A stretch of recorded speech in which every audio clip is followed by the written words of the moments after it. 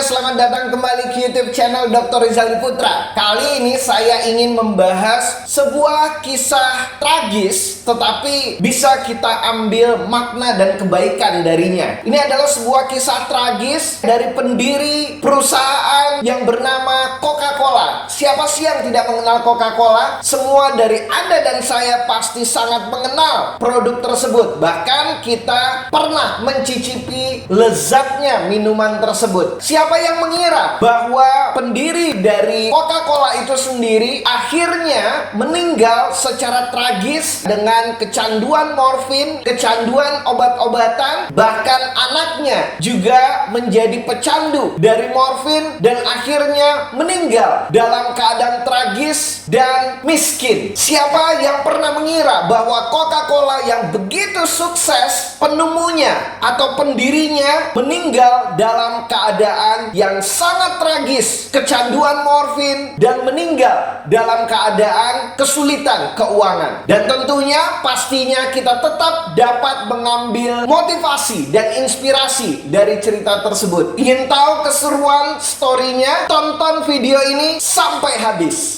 Fearless.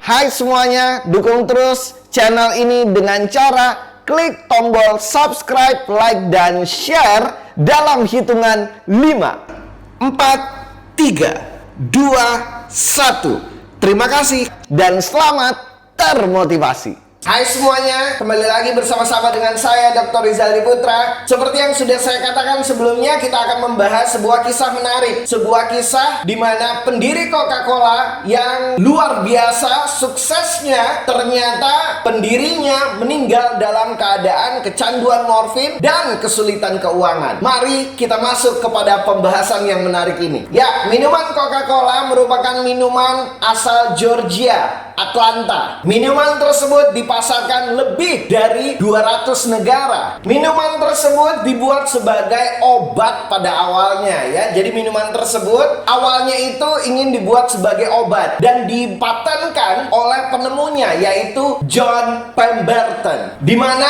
minuman Coca-Cola ini akhirnya dibeli oleh seorang pembisnis ulung menurut saya. Pebisnis tersebut bernama Asa Gritz-Kendler, yang taktik pemasarannya membuat Coca-Cola menjadi booming dan terjual secara masif dan terjual ke semerata dunia. Ya, kita masuk kepada kisah dari penemunya, yaitu John Pemberton. John Pemberton lahir di Georgia pada tanggal 8 Juli 1831. Ia menempuh pendidikan di Reform Medical College, Georgia pada tahun 1850. Kemudian mendapatkan lisensi kedokteran pada tahun 1853. Dia menikah dengan seorang wanita yang bernama Anne Eliza Clifford. Dan John Pemberton akhirnya turun ke medan tempur pada peperangan sipil Amerika. Ia tergabung di barisan pertahanan Georgia yang merupakan bagian dari tentara konfederasi. Nah, ternyata John Pemberton mengalami luka yang sangat parah sekali. Dan sejak dia mengalami luka di peperangan tersebut, kehidupannya berubah secara total. Mau tidak mau, John Pemberton haruslah mengkonsumsi morfin untuk menghilangkan rasa sakit dari luka ketika perang yang dialaminya. Tapi sayangnya, John Pemberton bukan hanya mengkonsumsi morfin, tetapi John Pemberton malah menjadi kecanduan morfin. Inilah awal kejatuhan dari John Pemberton. Tetapi ternyata John Pemberton bukan orang yang kecanduan dan menyerah. Dia berusaha untuk menghilangkan kecanduan morfinnya. Nah, awal mulanya John Pemberton melakukan eksperimen dengan tanaman koka yang dicampur gula. Dia melakukan berbagai macam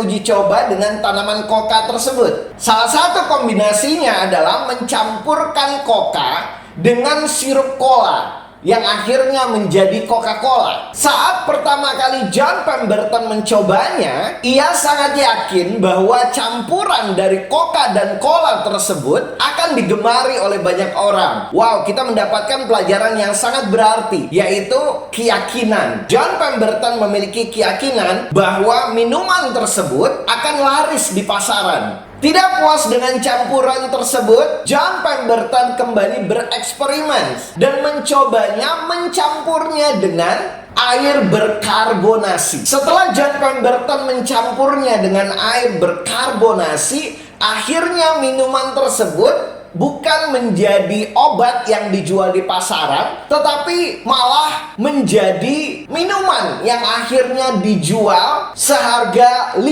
sen per gelas. Seiring dengan berjalannya waktu, akhirnya John Pemberton bertemu dengan Frank Mason Robinson, di mana Frank merupakan tenaga pemasar yang sangat ulung. Dari situlah akhirnya Coca-Cola dipasarkan secara masif. Seiring dengan kesuksesannya, John Pemberton ternyata tidak lepas dari yang namanya morfin. Bahkan John Pemberton, walaupun dia sukses mendapatkan uang yang banyak, tetaplah tidak cukup untuk memenuhi kebutuhan morfin yang sangat mahal. Karena beliau semakin kecanduan morfin ketika beliau mengecapi kesuksesan. Bisa dikatakan bahwa morfin ini sangat bahaya sekali ya rekan-rekan anak muda ya, para viewers ya, kita dapat mengambil pelajaran dari sini bahwa morfin sangat berbahaya sekali. Obat-obatan terlarang sangat bahaya sekali. Jangan pernah memulai untuk mengkonsumsi obat-obatan. Karena kenapa? Karena sangat sulit sekali menghilangkannya. Bahkan John Pemberton yang sudah kaya sekali dan sukses tetap saja sulit untuk memenuhi kebutuhan daripada morfin tersebut. Jadi hindari